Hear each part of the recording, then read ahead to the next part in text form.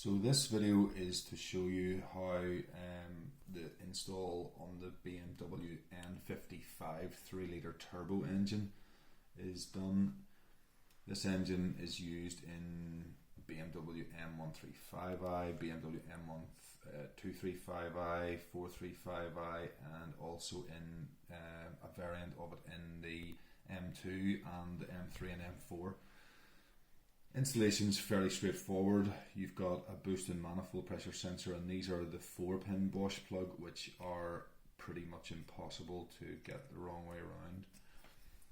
The fuel pressure connection is also easy, and the power connections are simple. The one thing that customers seem to have a problem with is the camshaft plug.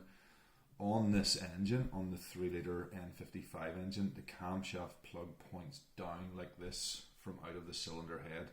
It's quite difficult to access, and possibly even more difficult to get a screwdriver or something in to release this side of the plug. You see on one side of the plug there's a little lever latch with a hole through it.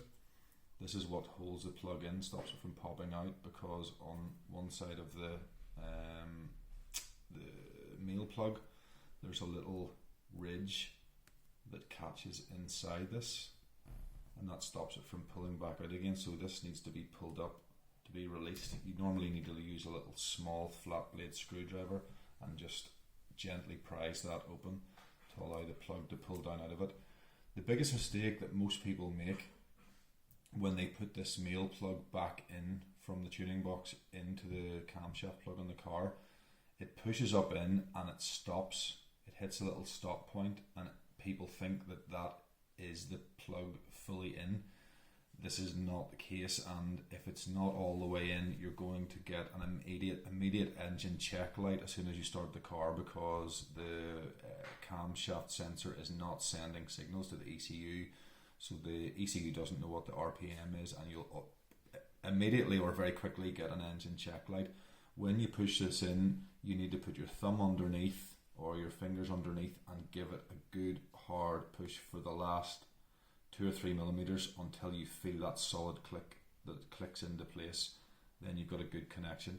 If it's not all the way in, you will immediately get an engine check light upon starting the car. So once that's done correctly, all should be good.